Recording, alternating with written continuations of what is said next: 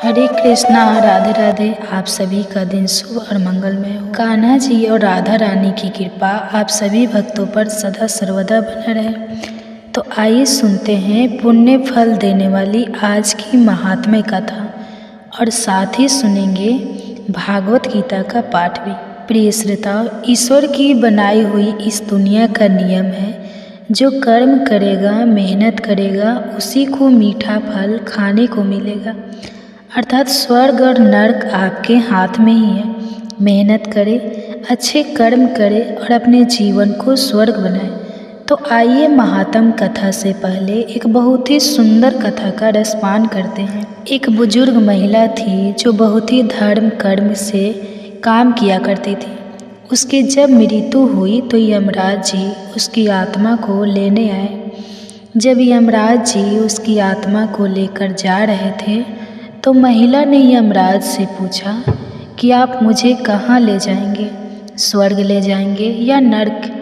यमराज ने कहा कि तुमने इस जन्म में बहुत ही अच्छे कर्म किए हैं, पूजा पाठ की है, तुलसी को सींचा है, महात्म्य कथाएं सुनी है, ज़रूरतमंद की सहायता की है, बहुत ही धर्म कर्म के कार्य किए हैं। इसलिए तुम ना तो नर्क जाओगे और ना ही स्वर्ग, तुम दोनों में से कहीं नहीं जाओगी। मैं तुम्हें सीधे प्रभु के धाम ले जा रहा हूँ, आप चिंता मत कीजिए।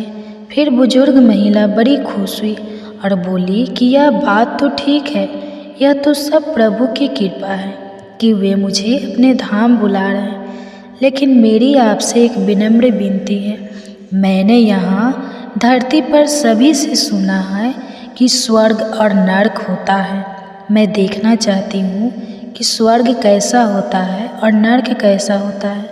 तभी यमराज ने कहा कि ठीक है, आपके कर्म अच्छे हैं, इसलिए मैं आपकी ये इच्छा पूरी करता हूँ।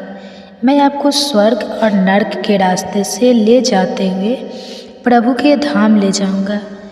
प्रिय श्रोताओ, सबसे पहले नर्क आया। नर्क में बुजुर्ग महिला ने देखा कि लोग जोर जोर से चीख रहे हैं, चिल्ला रहे हैं, जोर जोर से रो रहे हैं। नर्क में सभी लोग दुबले पतले और बीमार दिखाई दे रहे थे। महिला ने एक आदमी से पूछा कि यहाँ आप सभी लोगों की ऐसी हालत क्यों है। फिर वह आदमी बोला, तो और कैसी हालत होगी, मरने के बाद जब से यहाँ आए हैं हमने एक दिन भी खाना नहीं खाया, भूखे से हमारी आत्माएं तड़प रही है। बुजुर्ग महिला की नज़र एक विशाल पतीले पर पड़ी जो कि लोगों के कद से करीब 100 फुट ऊंचा था। उस पतीले के ऊपर एक विशाल चम्मच लटका हुआ था। उस पतीले में से बहुत ही शानदार खुशबू आ रही थी। बुजुर्ग महिला ने उस आदमी से पूछा कि इस पतीले में क्या है।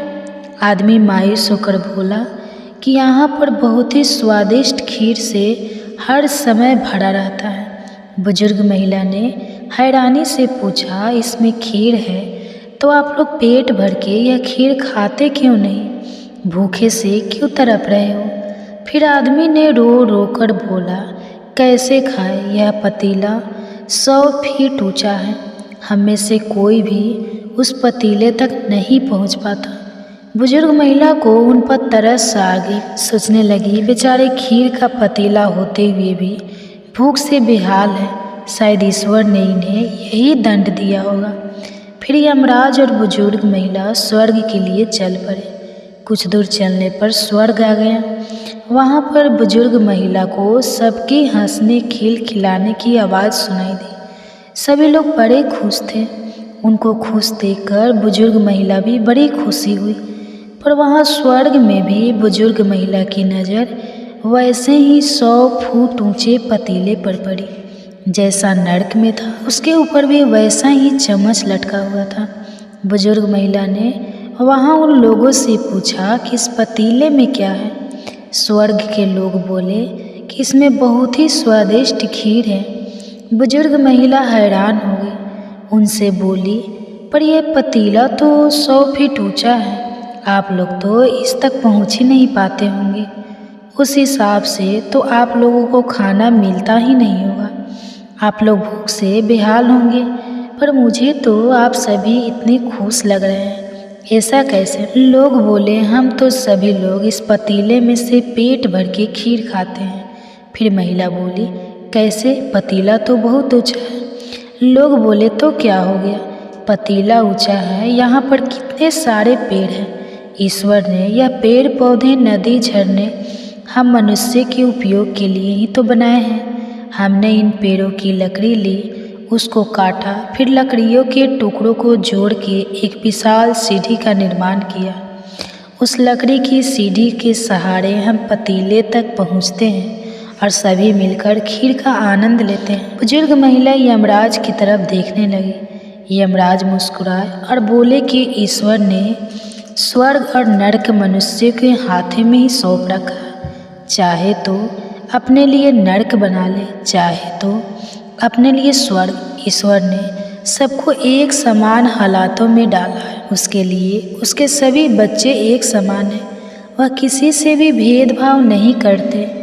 वहाँ नरक में भी पेड़ पौधे सब थे, पर वो लोग खुद ही आलसी हैं। उन्हें खीर हाथ में चाहिए। वह कोई कर्म ही नहीं करना चाहते, कोई मेहनत नहीं करना चाहता, इसलिए सभी भूख से बेहाल हैं। यही तो ईश्वर की बनाई इस दुनिया का नियम है। जो कर्म करेगा, मेहनत करेगा, उसी को मीठा फल खाने को मिलेगा। अर्थात स्वर्ग और नरक हमारे हाथ में ही है। मेहनत करे, अच्छे कर्म करे और अपने जीवन को स्वर्ग बनाए। तो हरे कृष्णा।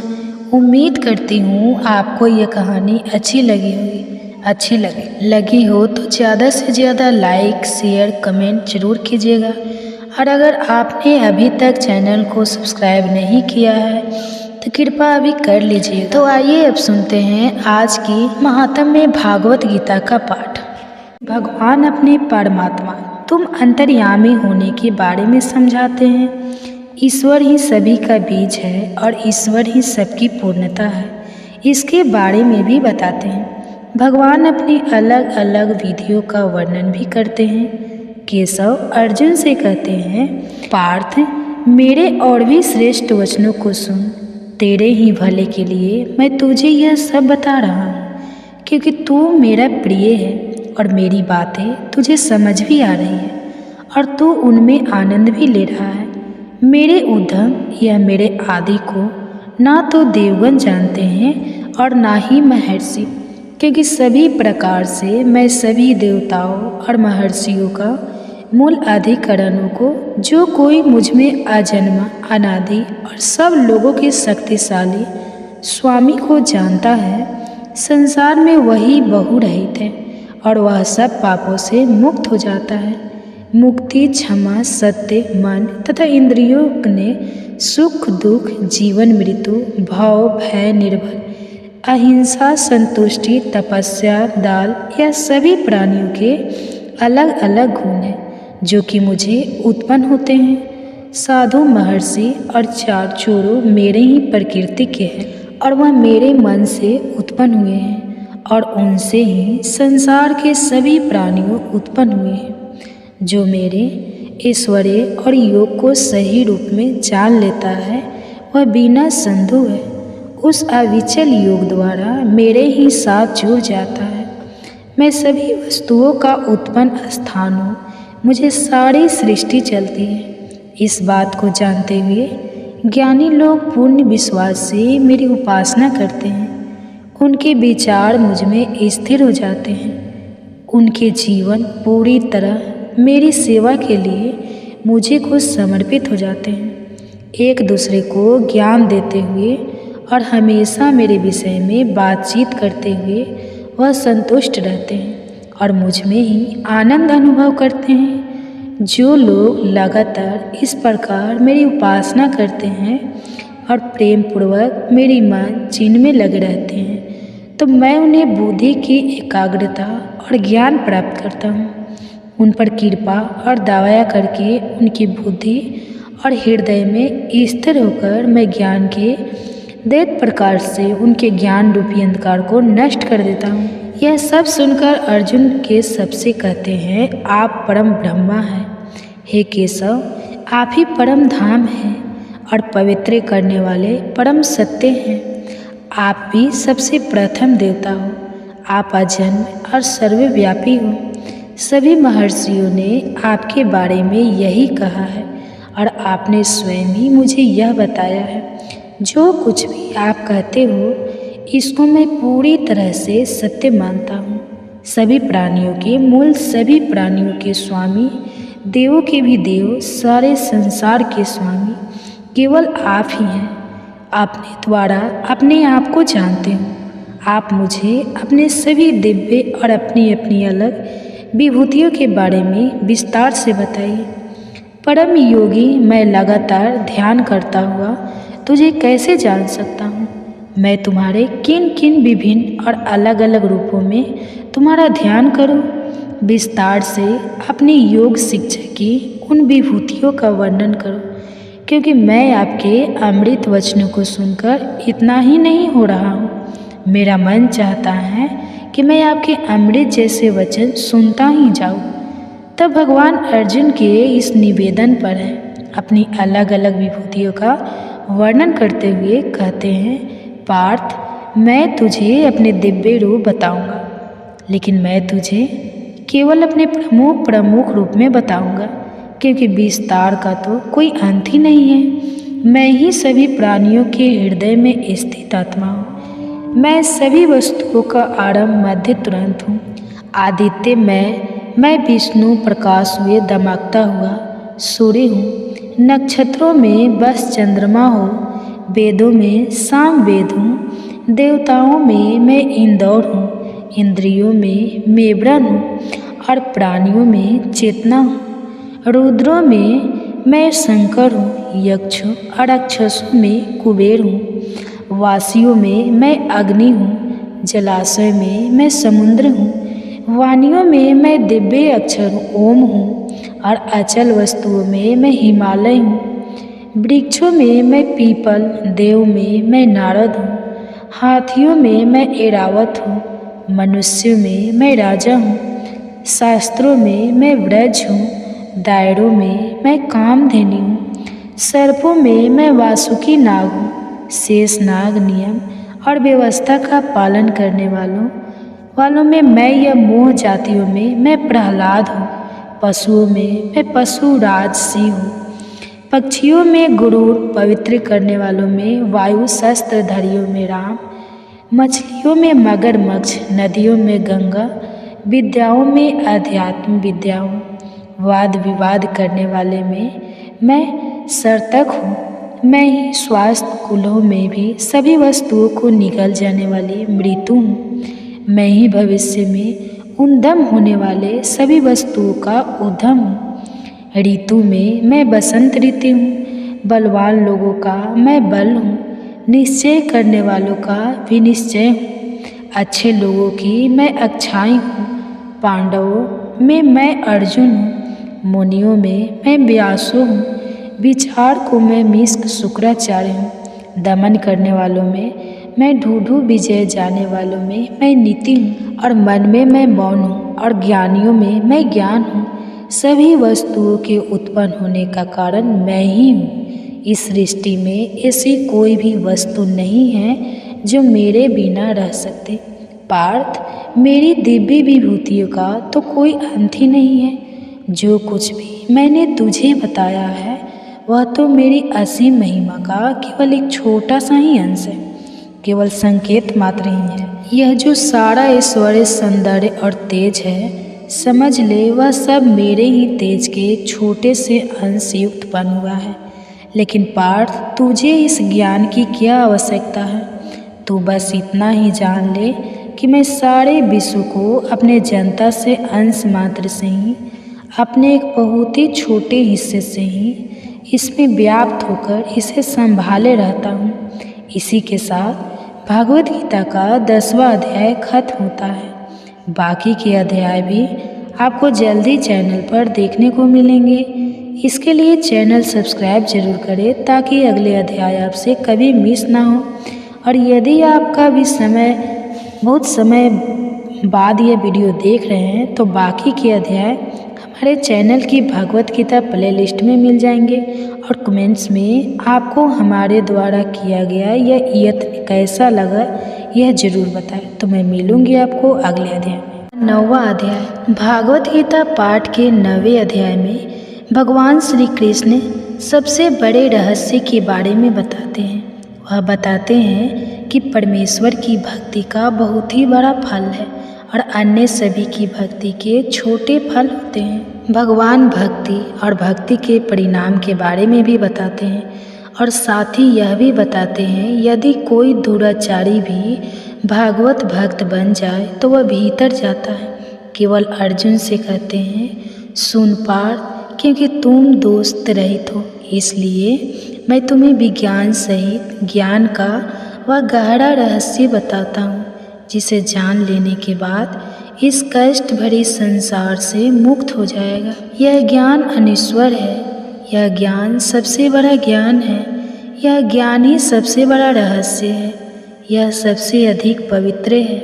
इसे केवल प्रत्यक्ष अनुभव द्वारा ही जाना जा सकता है। यह धर्म के अनुकूल है, इसका अभ्यास करना भी बेहद सरल है। जो लोग इस मार्ग में श्रद्धा नहीं रखते मुझ तक नहीं पहुंच पाते हैं और इस जन्म मरण रूपी संसार में ही फंसे रहते हैं। मैं ना तो दिखाई देता हूँ और ना ही मेरा शब्दों यानी साधनों द्वारा वर्णन किया जा सकता है। उसी अव्यक्त रूप से मैंने सारी सृष्टि का व्यापक किया हुआ है। सभी प्राणी मुझ में ही निवास करते हैं, लेकिन मैं उनमें निवास नहीं करता और फिर भी सभी अस्तित्व में आई वस्तुओं का निवास मुझ में ही है। मेरे इस दिव्य रहस्य को देख मेरी आत्मा, जो कि सभी जीवों का मूल है, उन सब जीवों को संभाल लेते हुए, किंतु वह उनमें निवास नहीं करती। इस बात को समझ ले कि जिस तरह सब और चलती हुई तेज हवाएं सदा ही आकाश में स्थित रहती है, वैसे ही सभी अस्तित्व में आए वस्तुएं मुझ में निवास करती हैं। अपनी प्रकृति को वश में रखते हुए मैं इन जीवों के समूह को बार बार उत्पन्न करता हूँ, जो मेरी प्रकृति के वश में होने के कारण बिल्कुल बेवश है। यह कर्म मुझे बंधन में नहीं डालते, क्योंकि इन कर्मों में मैं लिप्त नहीं होता।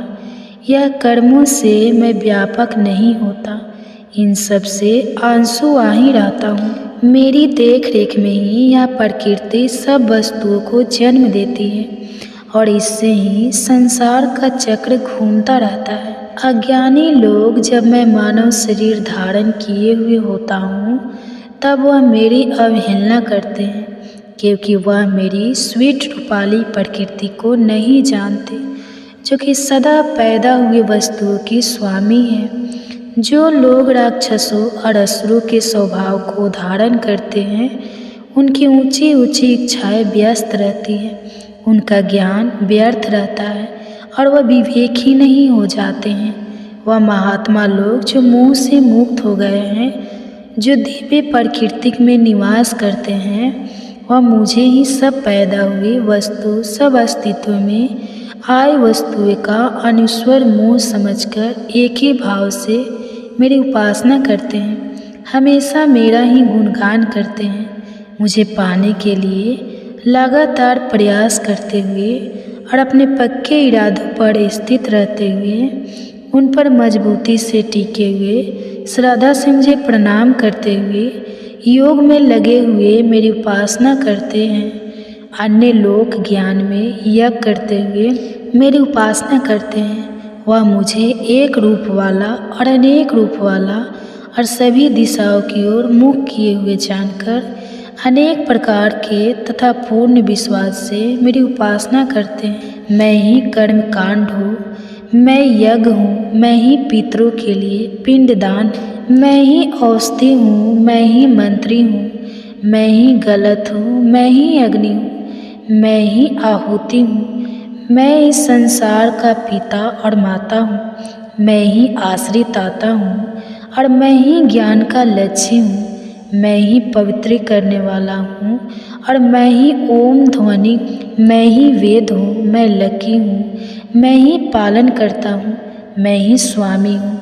मैं ही स्वामी हूँ, वह निवास स्थानों में मैं ही शरण हूँ, और मैं ही प्रिय बंधु और प्रिय मित्र भी हूँ। मैं ही उत्पत्ति और विनाश का कारण भी हूँ।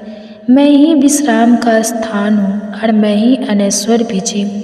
मैं ही गर्मी देता हूँ और मैं ही वर्षा को रोकता और छोड़ता भी हूँ। मैं अमृता और साथ ही मृत जो भी हो, सत्य असत्य पदार्थ और आत्मा भी मैं ही हूँ, जो 3 वेदों को जानने वाला है, जो सोमरस का पान करता है और जो सब पापों से मुक्त भी हो चुका है। वह लोग यज्ञ द्वारा मेरी उपासना करते हुए स्वर्ग पहुँचने के लिए मेरी ही प्रार्थना करते हैं। वह लोग स्वर्ग के पवित्र लोक में जाते हैं और वहाँ देवताओं को मिलने वाले सुख का आनंद लेते हैं।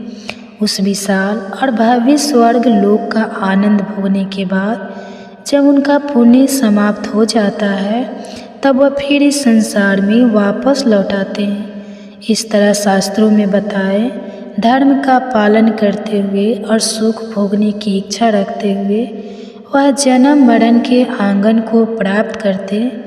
लेकिन जो भक्तजन निष्काम भाव से मेरे ही चिंतन करते हैं, उन लोगों की सभी प्राप्त इच्छाओं का भार और जो भी उन्होंने प्राप्त कर लिया है, उनकी सुरक्षा का भार स्वयं मैं अपने ऊपर लेता हूँ।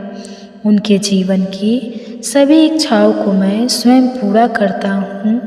अन्य देवताओं की जो भर्ती पूरी श्रद्धा से वासना करते हैं, वह भी मेरी ही उपासना करते हैं। यह और बात है कि उनकी उपासना ठीक विधि के अनुसार नहीं होती। मैं ही सभी यज्ञ को भोगने वाला हूँ और मैं ही उन जगहों का स्वामी भी हूँ। लेकिन जो लोग मुझे मेरे असली रूप में नहीं जानते, वह नीचे गिर जाते हैं और पूर्ण जन्म को प्राप्त करते हैं।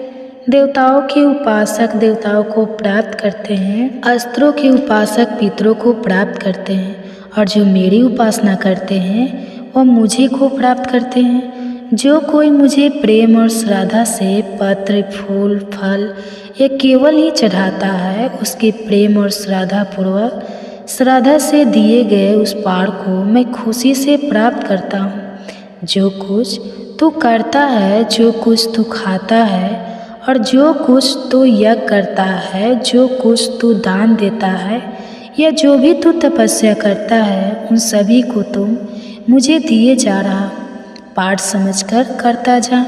ऐसा करने से तो उन सभी शुभ और अशुभ, उन सभी अच्छे और बुरे परिणामों से मुक्त हो जाएगा जो कि कर्म बंधन के कारण है। अपने मन को कर्म के फल के त्याग के मार्ग में दृढ़ता पूर्वक की तरह लगातार मुक्त हो जाएगा और मुझे को प्राप्त हो जाएगा। मैं सभी प्राणियों के लिए तो एक जैसा ही हूँ। मैं कभी किसी से पक्षपात नहीं करता। मुझे ना तो किसी के द्वेष है और ना ही किसी से प्रेम है। लेकिन जो पूरी भक्ति से मेरी उपासना करते हैं, वह मेरे अंदर है और मैं भी उनके अंदर ही हूँ। यदि कोई बड़े से बड़ा दुराचारी भी पूरी श्रद्धा और भक्ति से मेरी उपासना करता है, तो उसे धर्मात्मा ही समझना चाहिए, क्योंकि उसने अच्छा निश्चय कर लिया है और जल्दी धर्मात्मा बन जाता है और उसे शांति और परम गति भी मिल जाती है। इस बात को तो निश्चित रूप से समझ ले कि मेरी भक्ति कभी भी नष्ट नहीं होती और जो लोग मेरी शरण में आते हैं, वह सभी परम गति को पा लेते हैं। इस अस्थायी और दुख भरे संसार में आकर अब तुम मेरी उपासना कर, मेरी पूजा कर। इसलिए हे पार्थ, मन को मुझ में फिर करके मेरा भक्त बन, मेरी उपासना कर। इस प्रकार अपने आप को अनुशासन में रखते हुए मुझे अपना लक्ष्य बनाकर तू मुझ तक पहुंच जाएगा। इसी के साथ भागवत गीता पाठ का 9वां अध्याय खत्म होता है। बाकी के अध्याय भी आपको जल्द ही चैनल पर देखने को मिलेंगे। इसके लिए चैनल को सब्सक्राइब जरूर करें ताकि अगले अध्याय आपसे कभी भी मिस ना हो। और यदि आप काफ़ी समय बाद यह वीडियो को देख रहे हैं, तो आपको बाकी के अध्याय आपको हमारे चैनल की भागवत गीता प्लेलिस्ट में मिल जाएंगे और कमेंट्स में आपको हमारे द्वारा किया गया यह यत्न कैसा लगा यह जरूर बताएं। तो मैं मिलूंगी आपको अगले अध्याय में। सुंदर तरीके से बताते हैं। उसे यह भी बताते हैं कि मृत्यु के समय मनुष्य का ध्यान रहता है। मृत्यु के बाद आत्मा पहुंचती है। परम गति से जाने के 2 मार्ग के बारे में बताते हैं और भगवान से पूछते हैं कि शीघ्र किसे कहते हैं तथा और जिस व्यक्ति ने अपने आप को वश में कर लिया है वह मृत्यु के समय तुम्हें परमात्मा भगवान यह प्रश्न सुनकर अर्जुन को समझाते हैं। परम सत्य है, ब्रह्मा अस्तित्व वस्तु इस सृष्टि का मूल है, वह सबसे उच्चतम पर अनश्वर है। प्रत्येक जीव के शरीर में स्थित ब्रह्मा आत्मा कहते हैं। कर्म शक्ति का नाम है जिससे सब वस्तु तो अस्तित्व में लाया जाता है और जिससे उन्हें परिवर्तित किया जाता है। अभिभूत नश्वर भौतिक जगत है जिसमें सबसे तेज गई वस्तुओं का नाश या अंत होता है। अभिभूत का आधार परिवर्तनशील प्राकृतिक है। आदि देव जी में रहने वाली दिव्य आत्मा है, उसका दैवी तत्व है जिसका आधार विश्व की आत्मा है। अयज्ञ शरीर है, इसमें सभी एकगुण कर्म किए जाते हैं जिसका आधार जिसका स्वामी स्वयं मैं ही। मृत्यु के समय जो व्यक्ति मेरा ही ध्यान करता हुआ शरीर छोड़कर इस संसार से जाता है वह निश्चित ही बिंदास अंदाज है मेरे पद को प्राप्त कर लेता है। अंतिम समय में मनुष्य जिस भाव का ध्यान करता हुआ शरीर छोड़कर इस संसार से जाता है वह उस भाव के ध्यान से सदा मध्य रहने के कारण उस दशा को ही प्राप्त करता है। इसलिए पालतू सदा मुझे याद करो और युद्ध जब मेरा मन उम्र तेरी बुद्धि दोनों मेरी लगी रहेगी तब निश्चित रूप से बिना संदेह से तो मुझे ही प्राप्त करेगा। जो व्यक्ति लगातार अभ्यास द्वारा रचित को योग में लगाकर उस परम पुरुष अध्ययन करता है और अपने चित्त को कहीं भटकने नहीं देता वह अवश्य ही उस दिव्य पुरुष को प्राप्त कर लेता है। जो व्यक्ति उस सब कुछ जानने वाले परमात्मा का ध्यान करता है जो कि सूक्ष्म से भी सूक्ष्म है और जो सबको धारण करने वाला है, इसके रूप का ध्यान भी नहीं किया जा सकता। जो अंधकार से परे है और जो सूर्य जैसे तेज वाला है, जो व्यक्ति मृत्यु के समय मन को भक्ति और योग पर स्थिर करके अपनी प्राण शक्ति को बालों के बीच अच्छी तरह स्थापित करता है वह दिव्य प्रेम पुरुष यानी मुझे को प्राप्त करता है।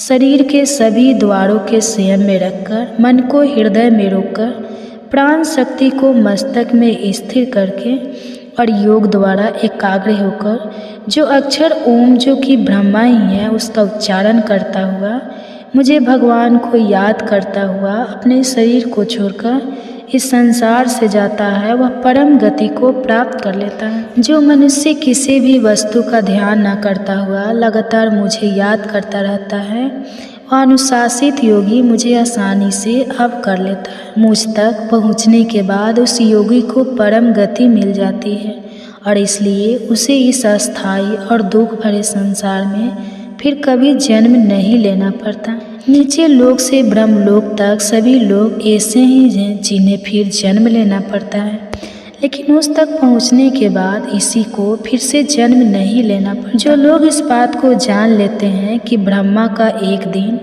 1000 यह लंबा होता है और ब्रह्मा की एक रात 1000 योग लंबी होती है, वह योगी जंगल के तत्व को जान लेते हैं। ब्रह्मा का दिन आरंभ होने पर सारी सृष्टि सभी वस्तुएं मेरी अव्यक्त प्रकृति से प्रकट हो जाते हैं, उससे उत्पन्न होती है और ब्रह्मा का दिन समाप्त होने पर उसकी रात होने पर यही सृष्टि सभी वस्तुएं समेत मेरी उसी व्यक्त प्रकृति में विलीन हो जाती है, उसमें समा जाती है। यह वही बार बार उत्पन्न होने वाली सृष्टि और वस्तुएं मेरी प्रकृति के वश में होने के कारण बिल्कुल पर बस रात होने पर समाप्त हो जाती है और दिन होने पर अपने अपने अस्तित्व में प्रकट हो जाती है। लेकिन मैं इस व्यक्त और व्यक्त से भी परे एक अवैध अस्तित्व है जो अमर है और जो सभी अस्तित्व में आई वस्तुओं के नष्ट हो जाने पर भी नष्ट नहीं होता। यह अनश्वर कहलाता है। इसे परम गति भी कहते हैं। यह अक्षर ही मेरा परम धाम है। जो मेरे इस परम धाम को एक बार पा लेता है वह फिर कभी संसार में वापस नहीं लौटता। वह परम पुरुष जो कि सबसे परे हैं, जिसमें हरे शब्द निवास करते हैं और जिससे यह सारा संसार व्याप्त है, उसे अनन्य भक्तों द्वारा ही प्राप्त किया जा सकता है। अब मैं तुम्हें वह समय बताता हूँ जिसमें मृत्यु के बाद इस संसार से जाने वाले योग की संसार में वापस नहीं लौटते, और वह समय भी बताता हूँ जिसमें जाने वाले फिर संसार में वापस लौट आते हैं। अग्नि प्रकाश 3 शुक्ल पक्ष और उत्तरायण के 6 महीने, यह वह समय है जिसमें संसार में जाने वाले ब्रह्मा ज्ञानी ब्रह्मा तक पहुँच जाते हैं और फिर वापस नहीं लौटते।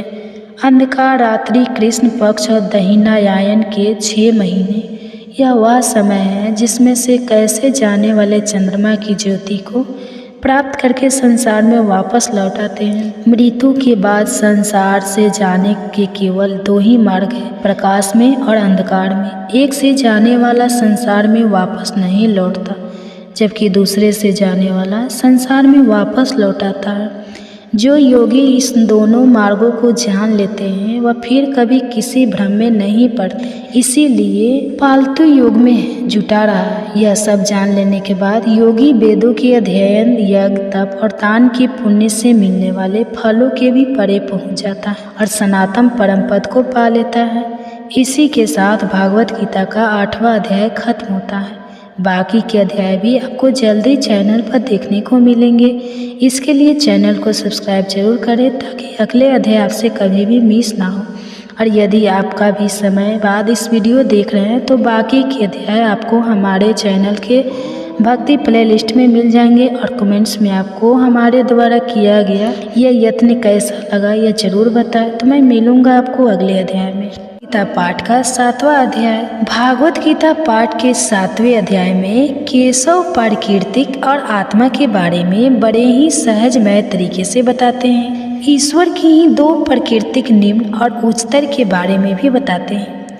केशव कहते हैं कि मनुष्य के प्राकृतिक गुण ही उन्हें भ्रम में डाले रखते हैं। 4 प्रकार के भक्त ईश्वर के अतिरिक्त अन्य देवताओं की उपासना और ज्ञान का उद्देश्य क्या है, इन सब के बारे में विस्तार से बताते हैं। भगवान कहते हैं, पार्थ अब यह सुन कि योग का अभ्यास करता हुआ अपने चित्त को मुझ पर लगाकर और मुझे ही अपना आश्रय मानकर पूरी तरह बिना संदेश तू मुझे कैसे जान पाएगा।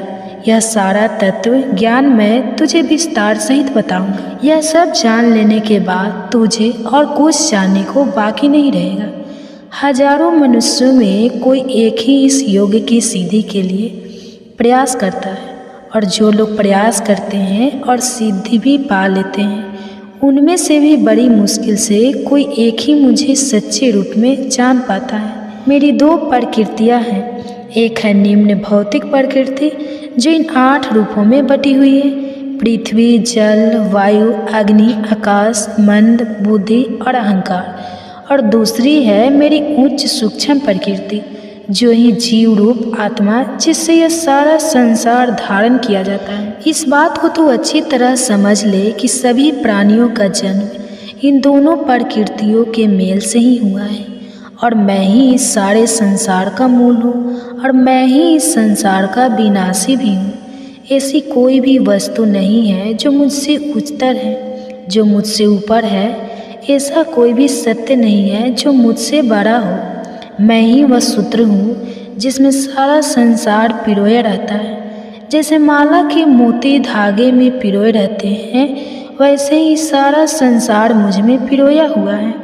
मैं चंद्रमा और सूर्य में प्रकाश हूँ, वेदों में मैं ओम हूँ, आकाश में मैं शब्द हूँ, और पुरुषों में मैं पुरुष, और अग्नि में मैं तेज हूँ। सभी प्राणियों का मैं जीवन हूँ, सभी अस्तित्व में आई वस्तुओं का मैं सनातन बीज हूँ। बुद्धि मानो कि मैं बुद्धि हूँ, तेजस्वीन का मैं तेज हूँ। तपस्वी जी प्राणियों में मैं धर्म के अनुकूल रहने वाले मैं लालसा हूँ, और बलवान का मैं इच्छा और द्वेष रहित बल हूँ। जो भी संसार में भाव सात्विक, राजसिक, तामसिक, सभी केवल और केवल मुझसे ही उत्पन्न हुए हैं। इस बात को समझ ले कि मैं उनमें नहीं हूँ, वह मुझ में है।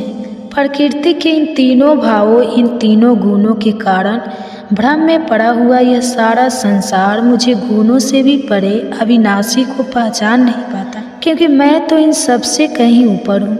मेरे इस गुण में देवी माया का जीत पाना बहुत ही कठिन है, लेकिन जो मेरी शरण में आते हैं वह इस माया को पार कर जाते हैं। जो बुरे काम करने वाले हैं, जो मनुष्यों में नीच है, ये सब मेरी शरण में नहीं आते। वह धर्मात्मा व्यक्ति जो मुझ में आस्था रखते हैं, जो मेरी उपासना और पूजा करते हैं, वह 4 प्रकार के होते हैं। एक जो मुसीबत में है, जिन पर कोई विपदा आन पड़ती है। दूसरे एक जिज्ञासु जो मेरे विषय में जानना चाहते हैं।